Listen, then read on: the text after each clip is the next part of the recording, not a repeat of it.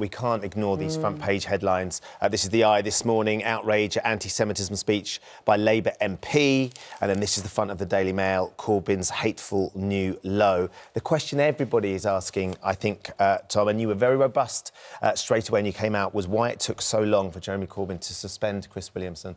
Do you understand why yet? Well, he was suspended by our General Secretary from membership. Because I think, you know, looking at his pattern of behaviour, I thought that his behaviour was deliberately inflammatory. So I'm going to speak out whenever I see cases of anti-Semitism and when I see parliamentary colleagues, members or councillors getting into that territory, I'm going to be calling it out. So why did it take Jeremy Corbyn so long to come to the position of suspending him then? It took 38 MPs.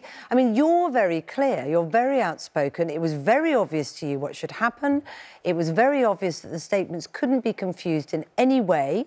I think the first apology was the apology for his choice of words, Chris Williamson. So why can't Jeremy Corbyn see it? Is it because he's blinded by the loyalty of certain people around him? Is it because he doesn't want to see it? Is it because, as many people have accused, he is anti-Semitic? Look, what I've said is that he needed the whip lifting, and it was our General Secretary that took about 7 or 8 hours. You're not answering the question, Tom. And I feel for you, because I think it's terrible for you, as Deputy Leader of a Labour Party, that is increasingly being accused of things that are against everything that you personally believe in. But at some point, people do have to ask the question, why is he not dealing with this? Why can he not see it? Well, look, it's not just down to Jeremy Corbyn to deal with anti-Semitism. He needs to lead it. I know, of course but let's deal with Jeremy. He's the leader of the party. He wants to be Prime Minister of the country as leader of the party. He's not tackled this. 9 MPs left, some of them because of the anti-Semitism. Yeah. Why can't he see it? What should he be doing about it? Well, I think it needs calling out. When Luciana Berger left, I thought it was the gravest day of shame that my party has ever had. A young, pregnant Member of Parliament bullied out of a party by racist thugs. It doesn't get worse than that. No. And I'm going to be calling it out every day. Now, that's a challenge to Jeremy. So is he anti-Semitic, Tom, yes or no? He's not anti-Semitic, no. OK. So is he blinded by people around him that he thinks have put him there? You have to ask Jeremy why he takes these Have you asked? Yes, I've asked Jeremy to see me next Monday so that we can talk about how we can improve our systems for dealing with anti-Semitism. Because there's a collective responsibility as well as an individual one. The collective responsibility is with my shadow cabinet colleagues and with the members of our National Executive Committee who aren't in the public profile, but it's on them to help deal with this issue. I understand very, very clearly that the only way we will rebuild trust with the British Jewish community is to deal with anti-Semitism as the #1 issue in my party, and I'm going to do it because I am not going to allow 500,000 Labour Party members to be tainted by racism. I owe it to them to speak out, and I'm going to do that. How worried are you that more Labour MPs may quit the party?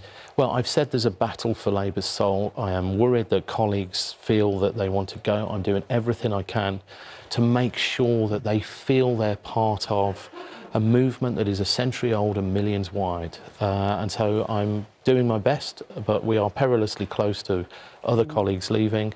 I just say to them again, you know, stay and fight your corner. There are other things I've done to say, you know, to plant a flag to say that the different traditions in the Labour Party are required to be heard. And I'm trying to set some groups up to make sure that MPs' voices can be heard in policy development more clearly. OK. Well, we appreciate getting your thoughts on those issues this morning. Let's talk about this overhaul as well that you would like to see of the current Gambling Act. As it stands in its current form, what's wrong with it from Labour's perspective? The problem with the online world of gambling is there are too many people losing too much money too quickly. And our online industry turns over about £5 billion a year. But 60% of those profits come from people who are either problem gamblers or at risk of problem gambling. And so what we're trying to do here is align legislation to look at the regulated offline world and apply some of those principles to the online world. And in terms of, I mean, as you say, it's a huge industry, £5 billion a year, and it's new as well, isn't it? It's a burgeoning industry that's just getting bigger and actually becoming more important, both to our economy and to these companies as well. And trying to stay ahead of that is one of the challenges, isn't it? It's an amazingly creative and innovative industry, but that's led to other problems. But there are principles you can apply to how they develop their problems. For one, you can have stake limits. We do that in the offline world. The other thing you could do is stop the speed at which people can bet. So we could, you know, in the offline world, if you play a fruit machine, there's a speed limit. Yes. We can do the same in the online world, and that's what we're asking the industry to help us develop. Of course, there was defeat in the House of Commons yesterday for Labour's plans for Brexit, a heavier defeat than the previous amendment when it was put in. Are you feeling optimistic about Brexit now, about the way forward, about the second referendum? It's hard not to feel any optimism on the current state of the Brexit talks, but you know, we tried our best to put an amendment that brought the government closer to our red lines on the deal. We want closer economic alignment.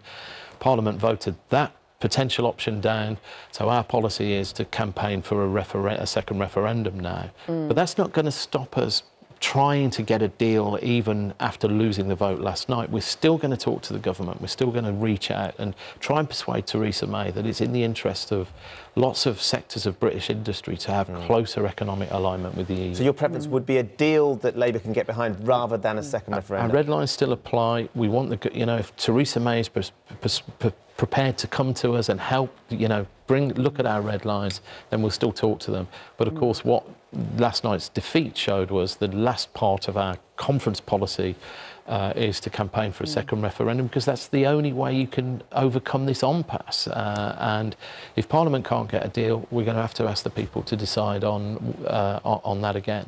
OK. Good to speak to you this morning. Tom, thanks for joining us.